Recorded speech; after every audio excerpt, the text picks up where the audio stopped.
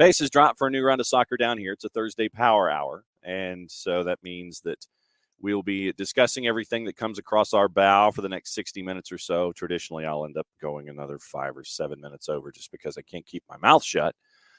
John here, Jarrett there, and Bart Keeler joining us for a Thursday visit before the tournament in Qatar, and that'll happen at the bottom of the hour. So anything on your mind when it comes to the tournament, to the groups, to the men's national team, to the billboards, any of that kind of stuff, it's free reign, pretty much starting at 9:30 until the end of the tournament. So we got that to talk about. We had a really cool event yesterday at the Children's Healthcare of Atlanta training ground that I don't know how many of you watched it on the YouTubes, where Aberdeen came to visit. And it was a good showcase for a lot of the younger talent for Atlanta United, for the twos and the academy. We'll talk about that. And then opening kickoff. Morning, Knicks. Opening kickoff brought to us by our friends at Kickoff Coffee, kickoffcoffeeco.com. There's your QR code blocking the middle third of the screen and not my face or Jarrett's avatar.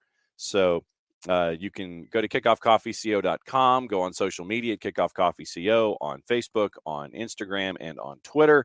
Use the code SoccerDownHere15. You get 15% off of your purchase, and they in turn take 10% and reinvest it into the youth game. So very, very cool stuff from our friends at Kickoff Coffee, kickoffcoffeeco.com. So, Jarrett, what I wanted to do this morning was the news out of Charleston for opening kickoff.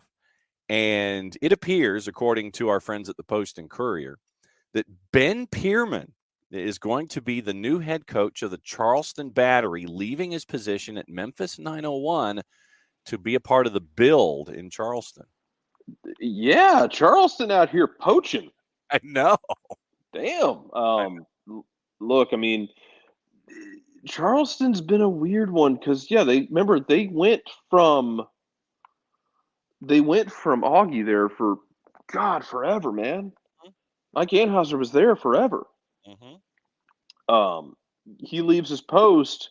They go Connor Casey, yes. And it ain't it. Price is right, loser horn. Absolutely.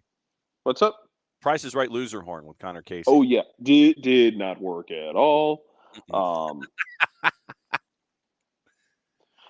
Yeah, but yeah, man, that was it. So that doesn't work, and then you go and poach manager from Memphis 901, who had, built a pretty damn good team.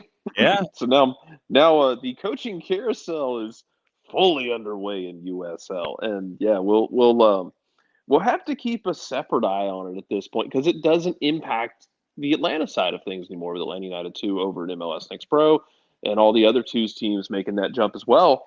I think Loudon's the only one still there, and I think they had contractual obligations that they had to fulfill. Yes, because they couldn't stay at Segra, their home stadium, unless they were second division or higher, and so they couldn't duck out, so they had to stay. Yeah, man. I saw that. I sent that to our chat, and I was like, well, here's your news. Charleston's like, we need a manager. Who should we get? Let's get the guy from Memphis. Yeah. Which I mean, what's the only thing bigger would have been like, well, I don't know, getting like Danny Cruz out of Louisville or something. Like, yeah, well, Danny Cruz or Neil Collins out of Tampa. I'm trying to think of who else would be a big qualifier there. Yeah, Danny Cruz, Neil Collins, the coach that just won the title at San Antonio, Rick Shantz out of Phoenix, maybe.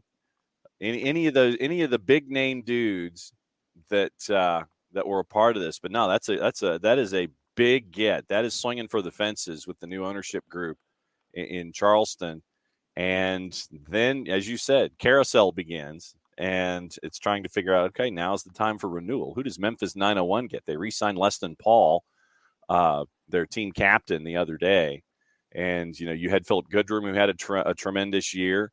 But by all indications, and the press conference, I think, is later this morning, and a little birdie told me that we might be having an interview with this individual, whomever it is, when the Battery have their press conference later this afternoon. We'll post that to the network. But yeah, Ben Pierman to Charleston. That's a big one. That's a big one, as the kids say. That's your opening kickoff, brought to us by our friends at Kickoff Coffee, kickoffcoffeeco.com. There's your QR code. For those of you watching live on Twitch, don't forget Kickoff Coffee CO on the social medias and use the code SoccerDownHere15 for 15% off your purchase at Kickoff Coffee, and then they take 10%. Reinvest it in the youth game. Very, very cool stuff from our friends at Kickoff Coffee, kickoffcoffeeco.com. Yesterday, Children's Healthcare of Atlanta Training Ground. Aberdeen came to town. They'd been in town, but this was the match that was televised. And Mike and Jason, it was good to hear Mike and Jason, even though the weather was in the 40s, and I'm sure that there were hot hands, hopefully readily available. But it was something that you talked about yesterday as a showcase opportunity for the younger talent for Atlanta United. It was folks we've seen with the twos. It's academy products going up against, you had Christian Ramirez, you had Duke, you had McCrory, you had the big names. Obviously, they weren't going to play a full 90s. They played pretty much 30 in various pieces and portions of the match. But it was great to see a lot of the names for Atlanta United too in the academy going up against some talent from the SPFL, Jared. It was, and the kids acquitted themselves well on both sides, because I thought Atlanta United 2's kids played really well. They handled a mixed first team, second team from Aberdeen about as well as you could ask those kids to handle it. Jack Collison should be really proud of their performance and their fight. And then on the other side of things, I thought the game really opened up for Aberdeen when they brought on some of their kids. Yeah. Like, some of their kids came on and really kind of flipped the script on the game. So I think there's something to take away from it for both of them. If you're wringing your hands over it about, however you feel about the game itself, like, it's a friendly. Like, it's a friendly in Atlanta's offseason, Aberdeen's winter break. Like, don't read too much into it. Morning, Bam. Speaking of Australia, actually, Celtic went and got their ass beat this morning / last night. However you deal with time, went and lost to like Sydney FC. So Aberdeen's having a better day than they are. But yeah, it's the kind of thing where it's fine. Like, let them go out there and let the kids play, and it's a chance for we talk about it with a chance for guys like Atlanta United players, and we'll talk about some of them in a bit. Yep. But it's a chance for these Aberdeen. Aberdeen's a club we talked about. They historically love to use the kids in the system. So I think it was up until last year. They always had someone from the academy in the 18. They broke that streak last year, one game. But so it's a great opportunity for those kids to get a chance to see if they can, maybe break through in the second half of the season. Aberdeen sitting, I think, in third place. They're kind of in that. They're consistently in that conversation of. Couldn't let the FFA love child Sydney FC lose that game. Yeah. Oh my God, man! Please give me Black Helicopter Australian football. I will absolutely take that, and I will eat that alive. Yes, and FC does confirm that Aberdeen is third. They are the top of group number 2. Obviously, Celtics way above. Yeah, if you're not Old Firm, your philosophy in Scotland generally is to be best of the rest, and that's where they are. 2 points clear of Livingston. They're in third. They still, Livingston being there is hilarious to me. David Martindale is really kind of like, he hit the ground running when he got that gig, and then it really kind of chilled out, and then he just decided to be even better. I'm very impressed with what he's done. Tony Macaroni, baby. That's all I got to say. Hey, Tony Macaroni Arena, which is a real place. Basically like Scottish Olive Garden. That's an actual thing, y'all. I wish I was joking. No. We don't joke about things like Tony. We've never told a joke on this show. No, we've never. No, we never have. No, never. Always straight faced here. I kid you not when I tell. Do you know what the nickname for that stadium is among fans? No. The Spaghetti Hod. Okay, and that's perfectly acceptable. I understand that. I get that completely. # Spaghetti Hod. Yes, exactly, Bam. Spaghetti It's a hot, serious yes. show. Yes, no, the serious show, no jokes allowed. Exactly, Bam. That's the way it always goes. But yeah, KFC go ahead. Sorry. KFC with a question for you, and KFC wants to know: is the Aberdeen Emsley kid related to Claire from any? Is related to Claire Emsley? Do we know? I have no idea. Okay. I have no clue. Jason, as the Aberdeen fans mentioned on the stream, Jason and Mike knew more about these academy kids than some of the fans did, which is a compliment to Jason and Mike's work because No they did the legwork ahead of time. So there are a couple fans who were talking in the chat on the YouTube page like, these guys know more about our kids than we do. Hey, but last time I checked, that's one of our tenets, to try to be prepared for a broadcast. Yeah. I'm just saying. So, yeah, it's from the women's national team. I don't actually know if he's related to her or not. But yeah, but ultimately, so back to trying to get this point across the bow, failing miserably to do so. But yeah, it's Scotland. You're trying to be the best of the rest because Scotland is so damn top heavy. Which I don't know, man. If Gio stays at Rangers, maybe Aberdeen can take a push for second. Who knows? That would be hilarious. Ultimately, though, they're trying to figure all this out. Like they still struggle to win games on the road. Aberdeen does, but it's a good opportunity for their kids to show what they can do. And then as far as Atlanta goes, we can start. Yeah, the audio was a little bit off. That's it. And I will say, if you've ever been there to the little stadium at the bottom side there, it's a really tough place to set stuff up. It's a great training ground for like the academies and the U19s to play. It can be really tricky to shoot, punch, and set up there. It can be a little dodgy, man. It's a 50-yard football toss to the facility itself from the position that you're at, where if I'm imagining where Mike and Jason were in the stands, that's about a 50-yard football toss from where you're sitting to the facility itself. And so that's either one heck of a cable run or making sure that wireless is either available to the end zone or to the facility. And so, yeah, I mean, it was, you were doing as best you could with where you were positioned.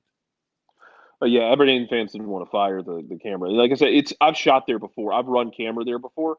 It's a really weird place to try and run camera. It's especially that high center camera. It's not that high. You would need a lift to get it high. It's just a tricky place to shoot. You work with what you can work with. We do the same thing at Georgia State with football all the time because Georgia State soccer is a really tricky place to shoot because it's the old facility on the MLK. Mm-hmm. Okay. So Coco asked me the other day, so basically I mentioned, this show's just, I'm gonna choose. We're gonna choose violence on a daily basis, and yesterday was the Mets. I guess today's Rangers' turn because Rangers is not. You're right. Rangers is not doing too bad for a team that's only 10 years old. Yes, because one of the Aberdeen fan blogs that also is a podcast has a running bit about on this day. And they frequently will do on this day, Aberdeen scored 3 goals against the now defunct Rangers.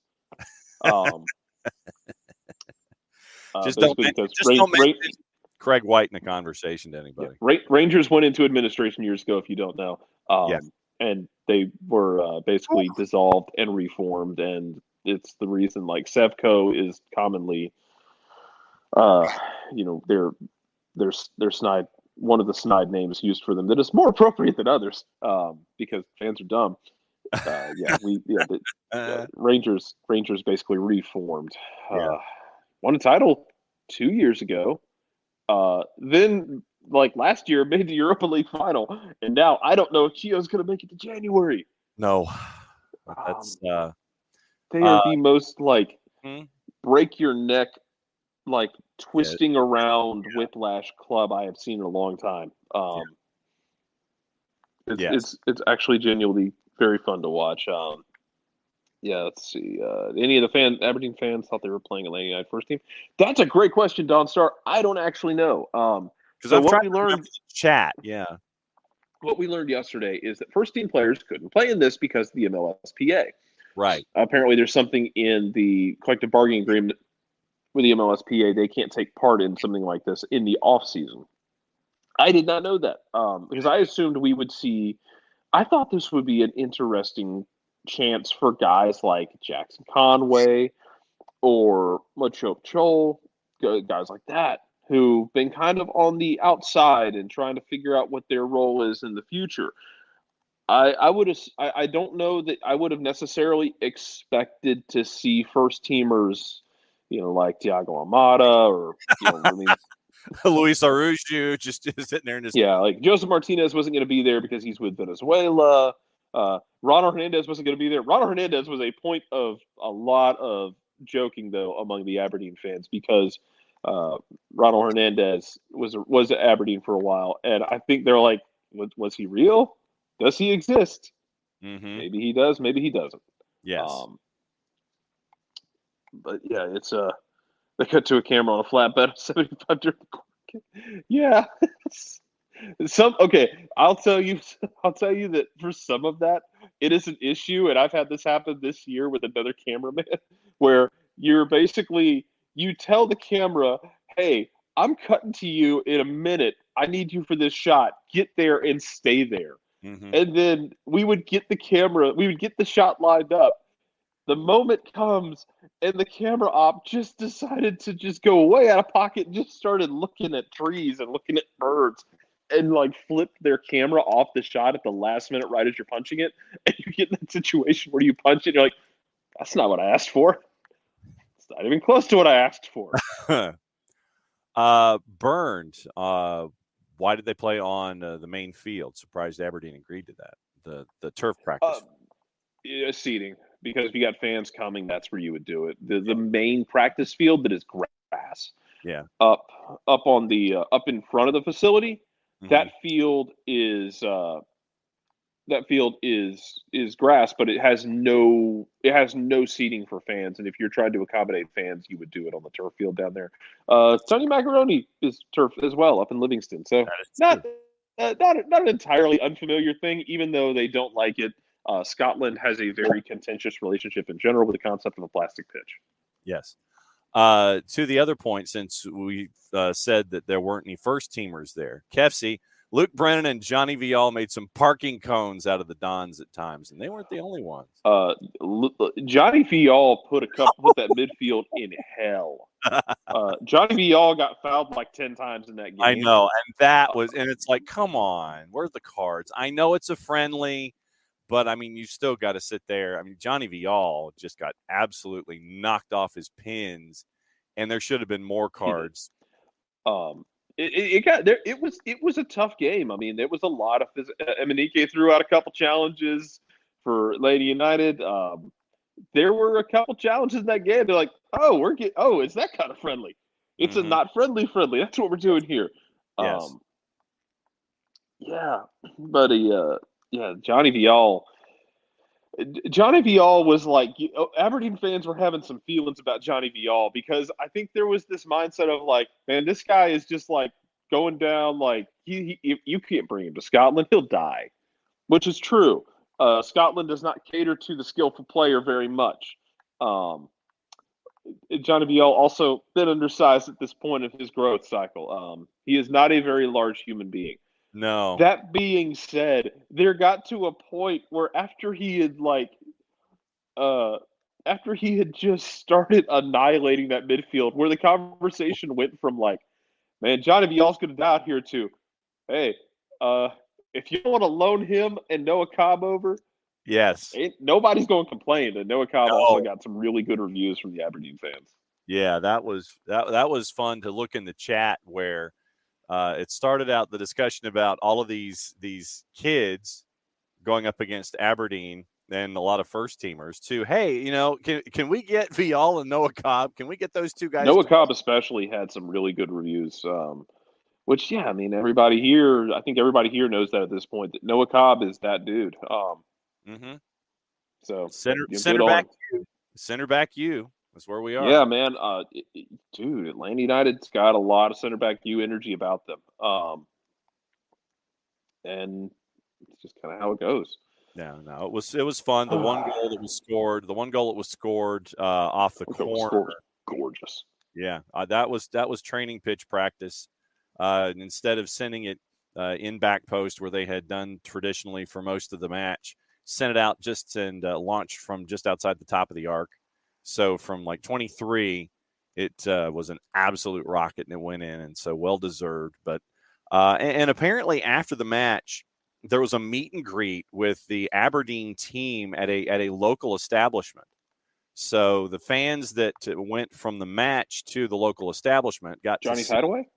No, that would be for a certain age group that is a little outside of a lot of the Aberdeen Target demo. I think Target demo is a little north of that, but yeah, there was a meet and greet afterwards for the fans that wanted to see that wanted to meet the Aberdeen players, and so some of the folks that I know attended the match actually have visual evidence of meeting Godwin, Basuyan, and a couple of others. So no, it was. It looks like it was a fun day, but yes, I think Jarrett and I have pretty much already declared that if there's going to be a home and home in this, that we're going to be doing SDH. Yeah, it's going to be a vacation. Yeah, we're going to be doing SDH from ABZ if there is a home and home associated with it. That would be awesome. Hopefully they end up doing it. I would be thoroughly entertained if they're able to make that happen. Then we would just take SDH on the road. Mm-hmm. And we would just do it from Scotland. But ultimately, a lot of fun. Yes. We got to see some of the kids. The one guy I was really interested to see was Daniel Sabatu, yes, who we had seen a year plus ago with the twos back in 2021. Apparently, he was coming off of a long-term injury, which is why he didn't appear much this year. Yeah. But it was very fun to see him on the field. He is a load of a human being. Thought he had a really good showing at striker for 60, 70 minutes before he came off. We talked about Johnny Vial, Noah Cobb. I thought Imanike had a good showing as well. Luke Brennan. We've talked about Luke Brennan. That Luke Brennan is just he's got swagger for days. Alan Carlton, another example. Alan Carlton has some real big FU energy about him when he plays, and I mean that in the most complimentary way I can think of. Man, like Alan Carlton, I'll never forget watching the game this year against Birmingham, where Atlanta, Noah Cobb had a terrible game. Like, it was the worst game of his professional life so far, I think. Right. Yeah. He punched like a 3 on SofaScore. Wow. He was directly responsible for 2 goals. It just a tough, young kids having bad games. Yeah. Alan Carlton came into that game late and decided to fight everyone.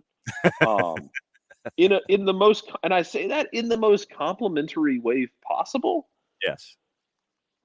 It's like, here, I'm gonna coach is going to show his faith in me. I'm going to go out there for the final 10 or 15 minutes. Yeah.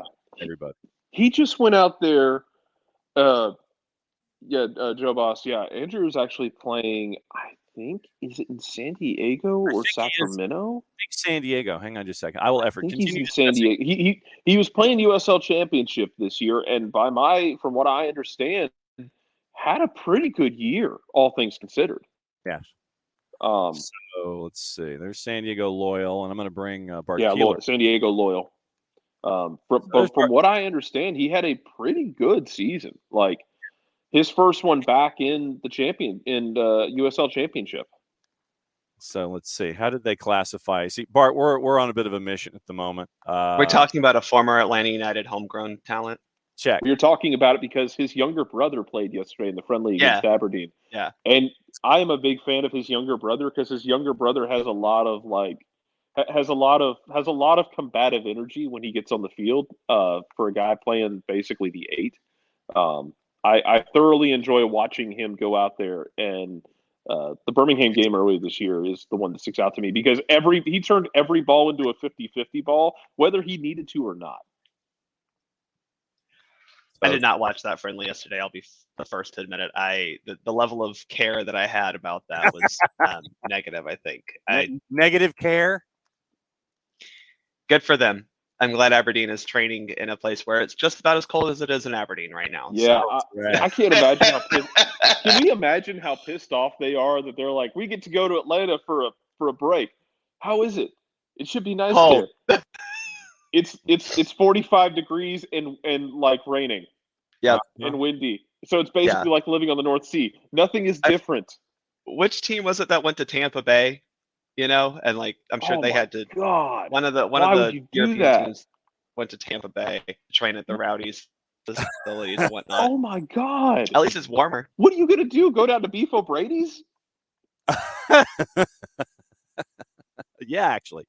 And be ready. Tampa Bay is like the mecca of like mediocre chain restaurants too. Like holy, like you got Tony Macaroni in Scotland. Yep. Like I just imagine. I want Outback, to believe Beef O'Brady's. I just imagine that it was like Porto or somebody with like from a city in Europe with rich culture and food, and they had to go play in Tampa. Where congratulations. Well, what can we go out to eat? Well, there's a Chili's, there's an Applebee's, there's a TGI Fridays. Yeah, like you can go reenact the second act of Talladega Nights. God. Let's see. So yeah, Bart, this is what you wandered into on the Thursday Power Hour. The coaching change in Charleston, the match yesterday afternoon with Atlanta United and Aberdeen, and anything else that's on the table leading into you. That's what Thursday Power Hour has turned into. Thursday Chaos is where we are. If I had my choice in life, I would make like the teams that come to it. Like, how in the hell was Aberdeen here? I want to know. Like, did y'all take? Did anybody think to take Aberdeen to Magic City last night? Oh, because I promise they don't have a Magic City in Aberdeen. That has to be on the agenda, right? Yeah, you've got to get the lemon. Norwich City went to Tampa Bay, which kind of maybe makes sense. Yes. Yeah, that's a step up. So Norwich went to Tampa. Oh, by the way, the base statistics: Andrew Carlton, 27 matches played, 7 starts, played 885 minutes, had a goal, and there you go. So that's Andrew Carlton. For a guy trying to rebuild his career, that's not a bad jumping off point for him. Yes. Hi, Bart. Good morning. How are you all doing? Having a grand old time. What's the mug this morning, by the way? The mug says "Drink coffee, do good." So go get yourself some Kickoff coffee. You can drink coffee and do good at the same time. Yeah, see right there. There's your QR code. Look at that plug. I'm doing your job for you, John. Exactly. Every half hour we Speaking of, you can buy Kickoff coffee. You'll be able to buy Kickoff coffee in the bag at our watch party on Friday, November 25th. It'll be available at the American Football Provisions stand. They will be supporting the AO Impact fundraiser. We have an agreement. American Outlaws and Kickoff Coffee have a partnership as well, and they donate it to AO Impact, which goes to a lot of programs around the country, like Soccer in the Streets. So Soccer in the Streets is one of those affiliate programs. But believe it or not, there are Soccer in the Streets like programs all across the country. So AO Impact goes to support all those places around the country. Okay, so Bart, I've heard that there's a tournament that's going to be starting fairly soon. Reports seem to indicate that, although I'm not quite sure, because it seems like anytime someone tries to report from this location, they get snatched up and told to stop reporting. Yeah, I don't want to be a conspiracy theorist, but we just had a dude announce a presidential run a couple days ago who loves conspiracies. So here we go. Which federation and team has been the most vocal against Qatar and their human rights records? Denmark. Okay.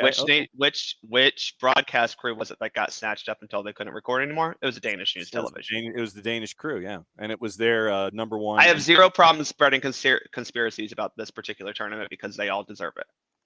Yeah, and their reporter is their number one investigative globe-trotting reporter type dude. Yep.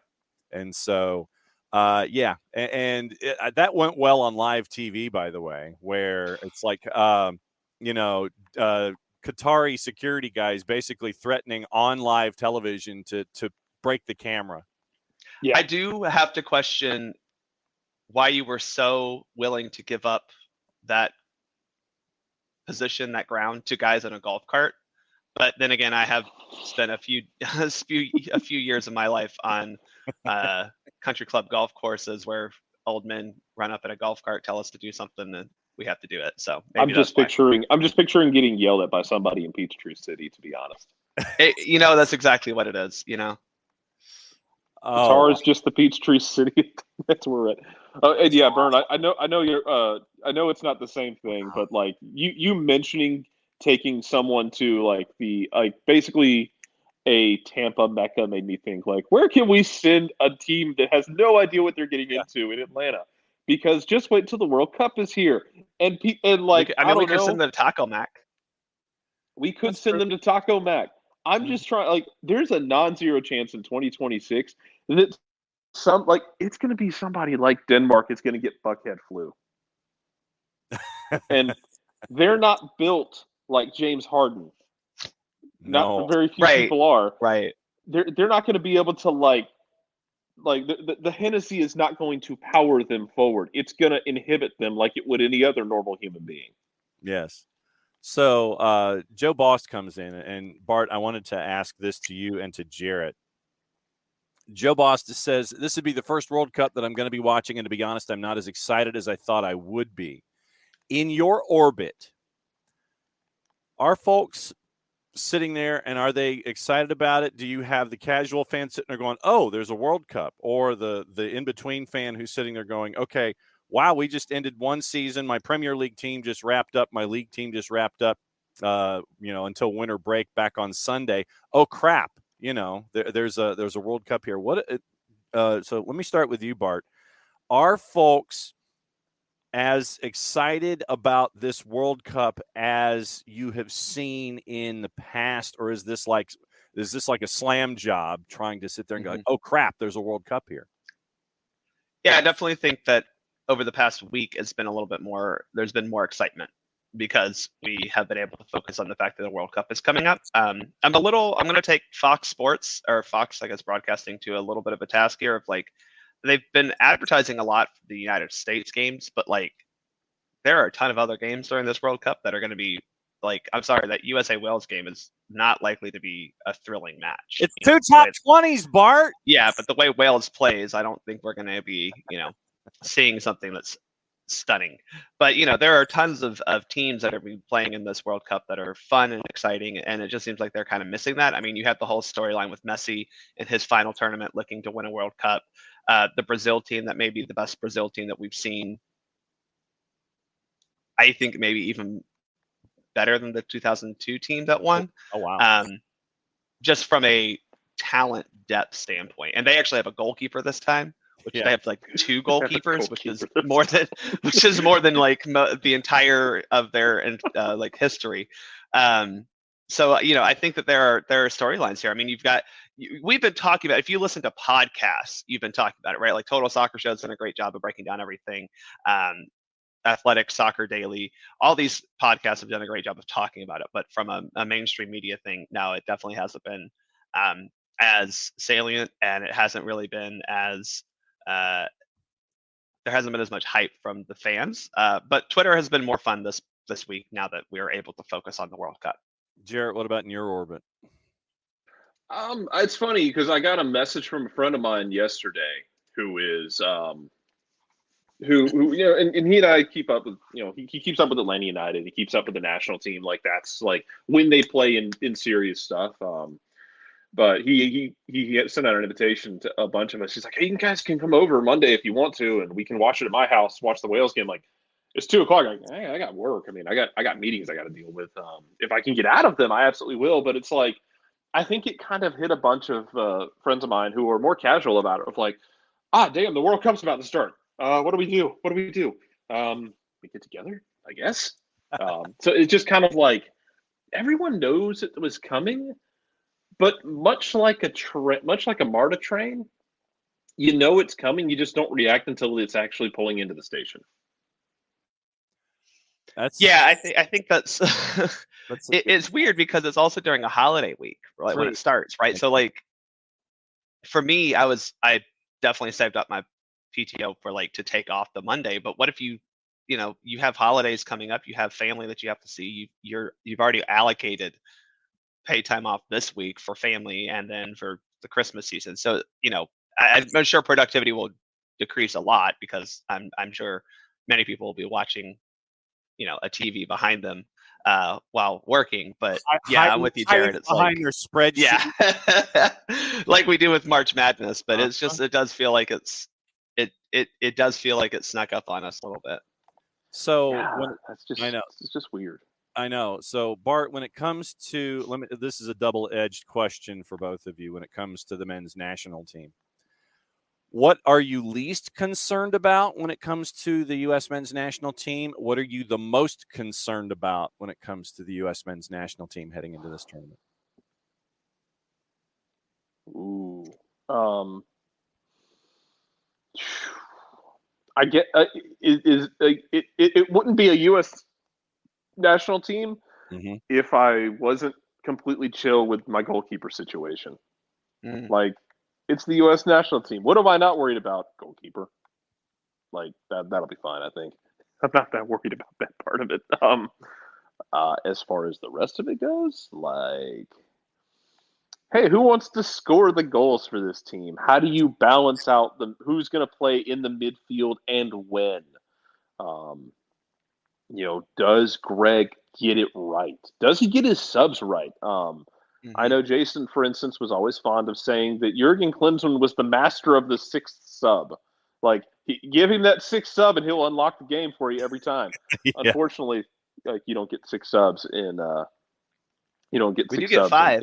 Yeah. We do get five. Until he only got three when he was managing the national team. Yeah, until you get to the extra 30. Yeah. Yeah, he was only getting he was only getting three back in his day when he was running the U.S. national team. But I guess one of my big concerns is, does Greg get the balance? Does he get the lineups right? Does he get the balance right in the midfield? And who scores goals? What are your thoughts, Bart?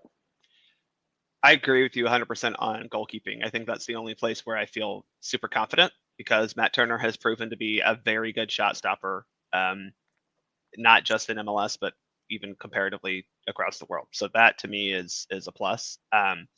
I am concerned about just about every other position. I'm not concerned about our winger position, right? Like, I'm not concerned about our winger position, right? I'm very confident in the guys that will play winger, be it, Pulisic and Weah or Aronson and Reyna, whoever's playing winger, I'm not concerned about. My concern is, are they going to be scoring goals? Who are they going to be serving the ball to? Because if it's Jesus Ferreira, who sure had a great season in MLS, but has proven time and time again to be unreliable when it comes to finishing. And that does give me some concern. I think the midfield, to an extent, writes itself. I think you have the default McKennie, Musa, Adams midfield.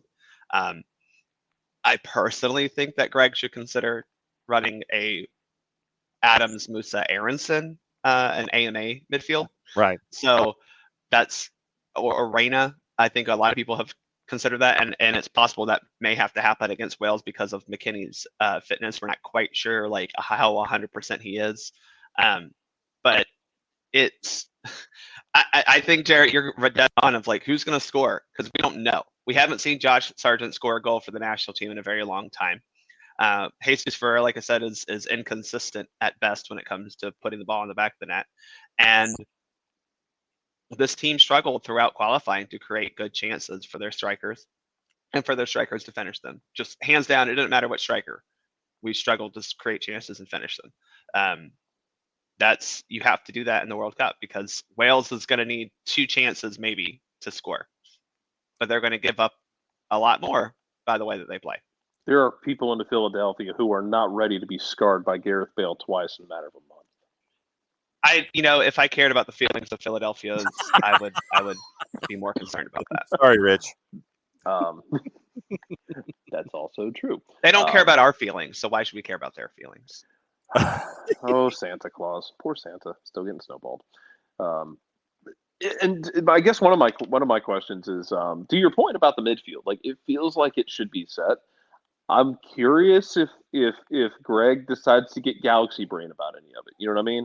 Like if he decides like, yeah, we've got to match up with Wales. What if? And he's sitting over there like the meme of standing there with the board and the yarn, and he's like, what if we did this? And they never saw it coming, and we unlocked basically the secrets of the universe in the midfield. And open up King Tut's tomb and got all the secrets and all that kind of stuff, forgetting that King Tut's tomb is cursed. Right. No, we don't need to be digging up any Egyptian grave. Don't dig up a single grave in Qatar. Don't dig up a single grave here in the United States or in Egypt. We've seen those movies. They don't end well. No, they don't. No, Jarrett, I think, like I said, I think the McKennie, Musa, Adams midfield is your default, and I think Greg does like continuity, which is why he's going to see that. I think that the twist would be Aronson, Adams, Musa, and we saw that in the summer. We also saw Aronson play a little bit in the midfield during qualifying. He tried it like twice, so I think that's the other option. I don't think Greg's going to get too complicated in that regard, but I know we have a question coming up about some place that we could definitely talk about the concerns we have. Yes, no doubt about it. Yeah. Go ahead, John. All right. Yeah. Bart Keeler, SoccerforUS, POD at Bartimus Prime 19 on the Twitters. Joe Bost asking, welcome back, Joe Bost. Joe Bost wants to know, are y'all happy with the back line? I'm never happy. Bart's thinking no, and I like, no, I'm not happy with the back line. It's not Berhalter's fault, though, that two of the three best center backs are hurt. Like, we have to understand that. I can talk about how much I don't think Aaron Long is an international caliber starting center back anymore. But I also have to understand that Chris Richards and Miles Robinson aren't here because they're hurt. Chris Richards can't get over an injury.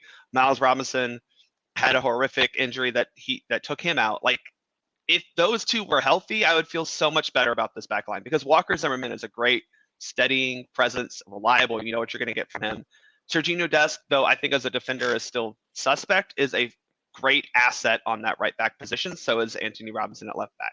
But like, I'm not going to sit here and tell you that like the England back line is super. I'm like, you can't be confident in the England back line when you have Harry Maguire playing. Like, it's just one of those things where every team is going to have deficiencies because you're not buying players to fill those deficiencies. You have to play with what you have. So the back line as a whole, no, I'm not super confident, but 3 out of the 4 positions I feel fine with. Jarrett? Yeah, and so this is the thing that has really aggravated me, and Bart's touching on it a little bit. This is the thing that's really aggravated me about the discourse of the lead up to the World Cup, where we have this super pessimistic discourse of, well, you know, everything is bad for the U.S. and it's going to stay bad. Okay, what about England? Well, England will figure it out. It's this idea of like, yeah, everything is bad, but we're just going to pretend like, oh, it's bad for us. It's bad for everybody. Well, everybody else will figure it out, but we're incapable of figuring it out. Like, it's this doom and gloom. Like, you're the only one incapable of, you know, making something work with, you know, baling wire and some bubble gum, as if England hasn't been a mess, as if Wales isn't basically like, Wales isn't sitting there like the armies of Rohan hanging out in Helm's Deep, just waiting for the Rohirrim to come over the hill in the form of Gareth Bale. Like, they're just going to hold up. They're going to try and outlast the siege, and then they're just going to try and get that moment. Like, you're not the only one with problems, and you're not the only one with this mindset of, man, we got problems, and we're really worried that we're the only ones who aren't going to be able to figure it out. And that's exactly where I'm at, is like, other teams are going to have issues too. You know, Iran, I mean, let's be real honest, and I support them, but like, Iran may not have 20 guys to go to this World Cup, the way that their federation and country is treating them, for having the audacity to say that women should be able to express an opinion. But, it's been look, I think Wales is a very good team, but we can all agree that Wales has been overachieving with this group for the past decade almost, right? I remember I was about to say 2016 Euro when they first kind of, it's been a while that it's like, okay, how far can pluck, grit, and Gareth Bale take you? Because even Aaron Ramsey has declined. Kiefer Moore is in good form, but it's the talent level of the United States is high. Like, this team has a lot of talent on it, despite having Christian Roldan on this roster. There are still really talented players up and down the squad, and there's eventually, life expectancy of this fan base dropped like 0.5 when they saw Christian Roldan on the roster. Some of us accept the inevitable, but we're It's still important in life. It. Oh no, yeah. I don't blame you for that. But the second he was on the roster, I saw that. I thought, oh man, there's like half this fan Roldan base. being on the roster is inevitable, just like Gonzalo Pineda starting Mateus Rossetto, even though he's shown no ability to actually make the offense work at an efficient level. Oh my God, it was just, I saw it and I was like, yep, everyone's gonna be mad. Yep, this is fun. So Bam in Australia with the question about it. USA versus Wales at 6 a.m. his time. Is it worth waking up to see LAFC versus LAFC? Depends how much you care about the U.S. national team. Yeah, Bam's in Australia. Bam's in Australia. Bam watches. Oh, in Australia. Sorry. Yeah, Bam watches us. Bam watches us from Australia, and so I mean, if you wake up at 6 a.m., watch it. If you don't, you can probably catch it on tape delay somewhere. There you go, and replay on your home network. Okay, yeah. Sean Vergara with a question. Considering the injuries and state of the union of the team, what is success? Making it out of the group. I think that's a success for any U.S. national team. Sorry, that's like if you don't make it out of the group, that's your baseline. Anything beyond that is great. Depends on who your matchup is. Right now, I have in my predictions that we would probably match up against Netherlands. I don't think we're better than them. That's fine. You lose. Okay. Frank de Boer is not coaching that team, so you can be rest a little bit easier, even though I still maintain Frank de Boer is not a terrible coach, but that is not the conversation for today. Hey, those Dutch teams with him were not as bad as I think people wanted to believe, in the same sense that, like, there's parts of what Tata Martino is doing in Mexico that has more to do with players not being able to actually score a damn goal from 3 feet away than Tata Martino being a bad manager. Yes. It's not apples to apples, but it's also not so clean cut that, it's completely the manager's fault. Like, well, you also have to have guys who can actually score a goal. Yeah. So, Bart, you've done predictions of the group. Let me ask you this. I know that you have your starting 11, and I'll put that in quotation marks. You have your A group starting 11 in your brain for group stage. Let me ask you this. Give me someone who is not in your A+ starting 11 for the U.S. men's national team that you feel could be a key contributor that could get them out of the group stage. Who would so we're talking about our preferred starting 11 and who outside of that? Gio Reyna, because Gio Reyna is not in my starting 11. That's my hot take. I still think Tim Weah is our best winger in this system. Yeah. So Gio Reyna. I think the next one would be Brendan Aronson, because I also don't know if he's your default starter. I said that I would start him if McKinney can't go, but those are your two guys, right? Like, outside of those two, there's not a player on this team that has that ability to completely change a game when they come on. I'm trying to think. I don't think that we have, I like Jordan Morris. I don't think he's that guy anymore. I don't know if Sargent is a complete game changer. I don't think Wright is a complete game changer if they're not starting over Ferreira, which, whatever. Right. But there's no one else that's like, oh yeah, this guy's going to change it for us. Whoever doesn't start between Weah, Aronson, and Reyna, that's your game changer. I love that shout. Just because I've seen a lot of people talk about it as well on social media in the last day or so of Tim Weah, especially, of like who's somebody Tim Weah's been doing it consistently as a professional for a long time. Like, we forget how long he's been a pro. Yes. Tim Weah has got some big, like, Greg Paulus energy at Duke, where, like, Oh, he's a junior. Are you kidding me? He's been there since 2003. Yeah. He somehow played with Christian Leitner, J.J. Redick, and Zion Williamson. It's the Freddie Wagan, Joey Jones plan for those in SEC football. Yeah. It feels like Tim Weah has been doing this forever. He really has been doing it for a while and been doing it at high levels. But I do like your shout, and I like other people have shouted as well. Hey, put Tim, especially if he doesn't start, bring Tim Weah out of the 65th minute and just see what happens. Mm-hmm. Yeah, I think for me, I know a lot of people don't have Tim Weah starting. I still think he is the best actual winger because I think the other wingers are like the new modern types of wingers. Not that Weah isn't that, but he's definitely a little bit more of a vertical threat. Maybe you don't play him against Wales or Iran because the vertical threat isn't going to quite be there. I still think it will be a little bit against Wales. They're not going to like just sit back. But I think Tim Weah has the ability to take this team to great heights. And we saw this throughout qualifying. Most of our best attacking sequences came because Tim Weah was on the right side. We don't beat Costa Rica at home if Paul Arriola doesn't get hurt and Tim Weah has to start. Which again is the question, yeah. Which again is your question of like, will he get the lineups right? Because he still thought for up until October of 2021 that Paul Arriola somehow provided something better than Tim Weah. So was there someone that you still wish were there in Qatar that is not? That really that in your mind should be a part of this roster that is missing?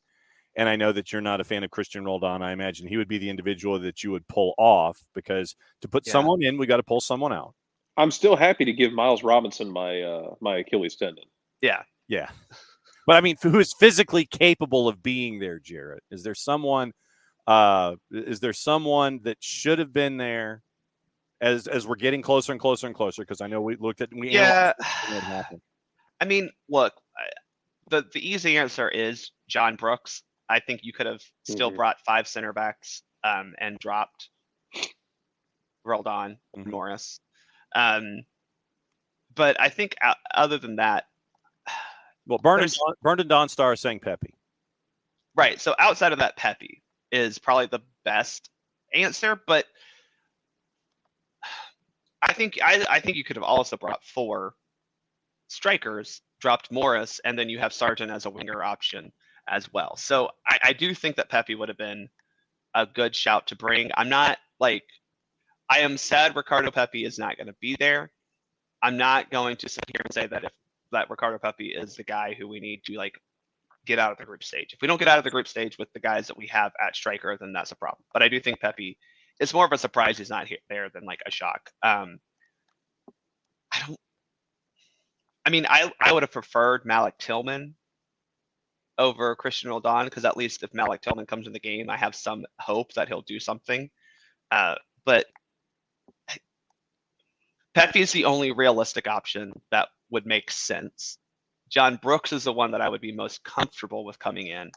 But even then, they both have their pros and cons, and we've seen their cons more frequently than we have their pros for the U.S. men's national team. Tillman's an interesting one for me because he's watching him in Scotland. When I watch him, there's parts of him where he's still learning how to handle the moments. Absolutely. And when he figures it out, he's going to be an absolute problem. And I wonder if the fact that he's still trying to figure out parts of that is one of the reasons why Greg didn't bring him. Well, and I would versus bringing a guy like Roldan. I would posit the same thing about a Brandon Vasquez, Jarrett, where, Brandon Vasquez is a hot hand, but he doesn't have the international experience. And I'm thinking that might be two in the same basket there with a Malik Tillman and a Brandon Vasquez that a lot of folks were gravitating toward to be a part of this roster. But like I said, that's just me looking at this. Bart, when it comes to broadcast plans and your availabilities, what is Soccer4US doing on a daily / weekly basis? So we're gonna hope to get out. Are you fighting in the office? I'm gonna hope to get out an episode before the World Cup starts, or at least before our first game, of just the kind of what we talked about here. What do we think the expectations are? What are realistic expectations? What are, those things? Who do we think is going to outperform our expectations from an individual standpoint? Okay. We'll hopefully have that out before, but I am very busy trying to organize a bunch of watch parties. But we'll hopefully have recaps of each game after each game. So hopefully the next day we'll be able to get together and talk about it. The problem is we're probably all going to be wanting to watch the World Cup. Well, but that's why. But that's why I've basically said because we got 8, 11, and 2. Yeah, is basically how this goes. So the second halves of games, the second half of either game 2 or game 1 of the day, that's when we're dropping in, and obviously we'll be out by 11 a.m. And so our format, and I'll go back over this again tomorrow, is to come on as normal. But once again, just to open the floodgates to all of our media folks that just want to come in, say hi, visit, crash the party, and go, this is great, this is awful. Hey, see where I am, see what I'm doing, to just kind of open things wide open. So obviously, you'll be getting an email every day of the show link to sit there and come in and crash and do whatever you want, regardless if you're at a watch party or not. But yes, perfect. Yeah. Love that. So David says, thanks for the feedback on the jerseys for the kids last week. I tried, but what in the blank expletive deleted, I guess, is wrong with U.S. Soccer that the only players they have jerseys to order are Weah, Reyna, Pulisic, Aronson, and Pepe. They state in the site, merch goes to support U.S. Soccer. Print every darn player in the red, blue, white shirt jerseys for $40 and sell David, I had the same problem too, because that's a default for me when I'm texting. Sell the hell out of them. Are they trying to fail? Well, I think $40 for a jersey is a very steep cut when U.S. Soccer. It's not like I don't think they're just given these jerseys by Nike. Let's be real frank about that. So the jersey itself probably costs more than $40 to make from Nike. But yeah, they don't get me wrong. They and MLS love to charge a lot of money for a jersey that's not fantastic. There are other sites out there. And no, your money doesn't go to U.S. Soccer, but U.S. Soccer will get over it. Believe me, I've given them enough money, and they did not reward me with tickets to the U.S. Women's games at the FIFA Women's World Cup next summer. So yeah, we're working. There are better ways to spend your money on U.S. Soccer. Let's just put it that way. World Soccer Shop has customization, which you could do. U90 Soccer is another one. Soccer.com for those of us kids who grew up in the 90s with the Eurosport catalog coming in. There are other sites that you can go to for either customization or finding the jerseys themselves. And I've been going to Olive in York. I was one of the fortunate ones that got the Constitution Olive in York. It's like the second I saw it, I'm like, I'll get it in a size that's entirely too large. And then that way I know that I can get it. And if it just happens that with my laundry skills that suck, it shrinks, I still have some room for error. So I'm glad you do your own laundry. Okay. Well, I have become, all right. So when I was a single man, not married, not in a relationship, when you're single, you always wait until the laundry baskets are full before you go and you do laundry. Yes. So I had 3 laundry baskets. And when those were full, then for me, it was time to go do laundry. Now that I am a married person and have, not just my clothes, but the boss's clothes as well, I am so anal retentive. I've completely gone 180 degrees. Literally, when one basket is full, I'm throwing stuff into the washer. And I do laundry more than the average bear. I mean, my laundry, it's just the laundry availability. Oh, there's a washer. Let's go do something. Literally, that is how my life has changed since I've been married. I have gone 180 degrees when it comes to doing laundry. And the fact that I do both of our laundry, the boss is like, you're an amazing human being for doing this. And I'm like, wow, okay. I just try not to screw it up more than anything else. Last question before you go. What worries you the most about Wales? that they are very good at scoring goals when they shouldn't score goals. So they're the type of team that they can absorb that pressure, find ways to not concede, and then because they have a couple of guys who are really good, can find a way to put the ball in the back of the net, either be it on a counterattack or on a set piece or anything of that nature where it's just against the run of play, and they're very good at that. They do not strike me as a team that I'm concerned with, pinning us back or anything. Right. I think we'll have a lot of possession, but we've seen the U.S. struggle to break down teams that are more than happy to give them possession and kind of sit in a lower block and defend. I don't think Wales is going to sit in a low block, but I think we'll see some sort of mid to low block of setting a line of confrontation around midfield and then saying, I dare you to break us down. Put the battery on the shoulder. Okay, so the folks in Qatar, fully cognizant of the NFL schedule, have their Sunday match, Qatar and Ecuador, at 11 a.m. Yes. So that's very, very smart on their part. And then we have the triple header, England, Iran, Senegal, Netherlands, USA, and Wales is at 2 o'clock on Monday. So since I don't see you until next week, obviously golden ticket status starts on Monday. And like I said, you'll have your stuff during the World Cup. I'm turning this into basically a party line with all of our media experts. You'll get a link in the morning, crash when you want, stay for as long as you want. We'll have fun. We'll talk about what's going on with the second half of the game that's going on and all that kind of stuff. One more time for all the plugs of all the stuff that's going on that hit me. Yeah. So first thing I'll plug is the American Outlaws parties here in Atlanta. We have USA versus Wales at Fido on Monday at 2 p.m. Then we'll have a big old watch party at Wild Heaven West End for the USA England game on Black Friday. That game starts at 2, but we'll be there from 12 till 5. So come on out. We'll have some fun activities planned and other things going on during that watch party. And then Tuesday the 29th, USA Iran, we're back at Fido. That's Fido Midtown, not Buckhead, Fido Midtown, the one on Peachtree Street, about a 7-minute walk from the Midtown MARTA station. So much easier to get to than the Buckhead location. I will just say that. And they validate parking for 2 hours. So there's that. So that's our watch party schedule. You can follow me at Barnabas Prime 19, or you can follow my show at Soccer4US Pod. I'm putting this out there right now. I have chosen Brazil to win. Literally, I put money on them when I was in Vegas earlier this year. I said I'm putting money on Brazil to win. Okay. So, I think that I think that's a safe bet. I do think we might see one, if not two, South American teams in the final. I don't know if I trust any of I have France in the final. And I don't believe that at all because I keep telling myself this is the World Cup, they implode. But I also look at France and go, they're really still very good and have some really good teams. Mm-hmm. And I don't know of another European-based team that makes me feel like they'll get the job done because I don't trust Belgium. Right. So still, I'm sticking with Brazil as my winner.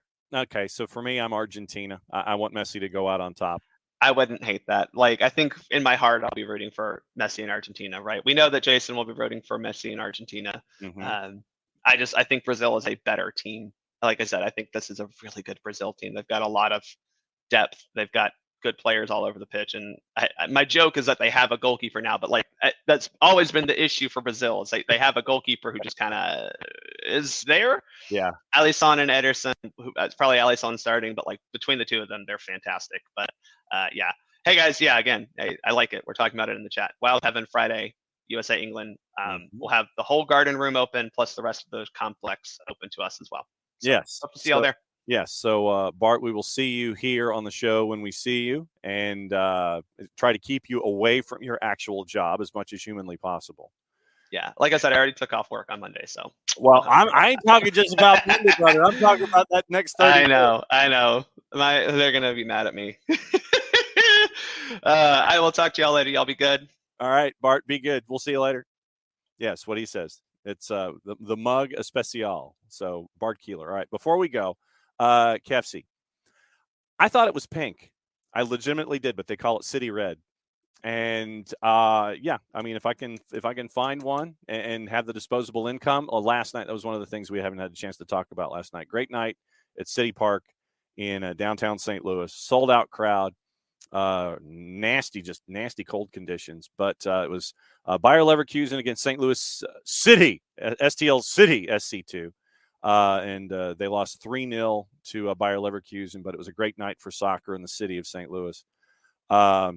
True. And yes, Nix, absolutely. Dog food sponsor is better than crypto. So Bills and Browns be played. That for us, KFC, Bam, that is the Sunday night football game. So they're looking to it. And I mean, even if there's only like 12 people there in the stands, they'll play it because it's also for a large television network, and they can make a spectacle of it. And Bills Mafia will be there, and they'll raise all kinds of hell. I think that it'll get played, but it'll be a fun environment if you can watch it on television. I missed that too. So Fafa Pico to Nashville. Interesting pickup for them. There are the rumors that we saw that you guys were dropping in the chat a little earlier. The possibility of Aaron Long to the Galaxy Knicks. Yeah, there was a discussion whether it was Long or Alexander Cayens. So that's the discussion there that we're seeing with free agency. Corey Burke, it looks like he might be heading to a new home outside of Philadelphia. And let's see what else is on the board before you go. Yeah, and Bam, we love it when you come in the chats, especially that early hour. 100% bias against the coach. I'm your man. So let's see. Yeah, and Emilio, I'm right there with you. What I do in those cases is I put those to the side. The women's weird fabrics confusing me. They confuse me too. So what I do is I just take all the stuff that is of the odd fabric that I don't know. And if it's something that's far too nice that I would ever wear myself, I mean, T-shirts, sweatshirts, those kinds of things I can do. But the fancier clothing that you either take to the dry cleaner or you do specially and you hang it up here in the house, I leave that to the boss because that's hers. She knows. But the basic stuff I can do, I do it a lot of the time. But no, I'm right there with you. Fancy stuff I leave to the side and I'll let her do it. So that way it's all, all out there. Yeah, Derek Williams to DC. Looks like Wayne Rooney is trying to bring in a very, very physical type of defense and midfield. We know what Derek Williams did in his time with LAG, so we'll see what happens there. St. Louis burned, looked very organized. Obviously, not enough offensive firepower against Leverkusen, but they'll be okay in MLS, I think. Yeah, and so we kind of went through the selections that were there in the expansion draft and had some sound with Lutz Pfannenstiel and John Hackworth and Xabi Alonso before the match. That was on the network. That was posted. But no, it was a fun night. It was good to see that yesterday. And if City SC is going to be playing Atlanta United, odds are that, we'll be doing SDH from St. Louis. So that's just me. Let's see. Junior Urso just left. Yeah, he went home. Don't know any of the other information in and around that, but so Junior Urso has returned home. No reason given, but so right now we're in free agent frenzy. I think we've got another day of it before the window closes, and then we get into stuff later today with re-entry and waivers. So we'll keep an eye on re-entry and waivers, see if anybody gets picked up in those elements today. So let me see. Is there anything going on today when it comes to matches and friendlies? Let me go through juice boxes right now. We've got stuff once again going on with friendlies in Eastern Europe and the Middle East. We're working our way forward. 11 o'clock, you've got a lot of international friendlies kicking off. Spain, big favorite, going up against Jordan. Belarus, a favorite against Syria. Morocco, a favorite against Georgia. Rwanda, a favorite against the Sudan. And Romania at a plus 137, a favorite against Slovenia. North Macedonia is in a friendly at noon against Finland, and they're a favorite at a plus 131. Greece is a big favorite against Malta. Montenegro, Slovakia, they threw the juice boxers through a blanket over it because both teams are within the margin of error. 1:30, Israel is in a friendly. South Africa is in a friendly. Both favored rather large. Portugal's an even bigger favorite against Nigeria at a -323. 2 o'clock, Luxembourg and Hungary. Hungary's a favorite at a -123. Ireland and Norway. Ireland at 245, a +154. And your draw in Norway are a +195. The other world friendly, and this one was kind of cool. And I know that there's no way to probably watch it unless there's a VPN that's available. St. Lucia and San Marino. San Marino is having to travel, I think, 10,000 miles to play this friendly. It's the first time I think they've ever played a friendly outside of Europe. And it's on against St. Lucia. St. Lucia obviously is favored. Will San Marino score? That's your juice box right there. San Marino's at a +294, but yeah, that's at 5 o'clock, and then the world kind of shuts down after that when it comes to matches and things like that. So before we go, Japan and Canada currently 1-1. Joe Boss, thanks for coming back. Good to see you. Once again, tomorrow on at 9:05, we'll talk about more World Cup stuff, about the odds and ends, about that's going on leading into the tournament. Hoping to have our visit from Beyond Goals Mentoring at 9:30. We'll pick back up with information at 10 o'clock and get you squared away before the weekend and everything else goes on. But yes, to recap, it looks like Ben Pierman will be your new head coach in Charleston, the head coach of the Battery. And if that is in fact the case, whomever the individual is, we're going to catch up with them later today, and that interview will be posted on the network later this afternoon. So it'll be good to find out who the new head coach of the Charleston Battery is, what they're thinking about, what they're looking at with this project, and see where it goes from here. But good to have Bart on to kind of catch up with the chaos before everything kicks back in on Friday. And it's good to have Jarrett here on a Thursday, which was a rare pleasure. We got to catch up with him, caught up about Aberdeen and Atlanta United, caught up with everything else going on in the world, and folks that aren't supposed to take photos and do live shots when they're supposed to be able to take photos and do live shots. We'll imagine we'll have more of that. So if you need to kind of be at the forefront of the information, I would suggest subscribing to the Grant Wall daily newsletter on Substack, because he went into great detail about taking his picture inside the media center and then stuff that he got from security forces and things like that. So, Kefsey, we will see you tomorrow. And that is another run for me here at SDH. Once again, thanks to Bart, thanks to Jarrett, thanks to y'all. We'll be back at it 9:05 tomorrow. And we're that much closer to the world competition going on in Qatar, where you can go to the Firefest tents and spend $207 a night to be out in the open air and get a mattress. So we'll have obviously more stuff about that as well. Gianni Infantino looks like he's going to run unopposed for another term as president of FIFA. So there's that as well. So for everybody here at SDH, thanks to you. We'll be back at it tomorrow at 9:05. Mucha platial. And since it's the end of the show, that means I get to do this. See you tomorrow morning. Or maybe if I did the outro instead of the intro, how about that? Now we'll see you tomorrow.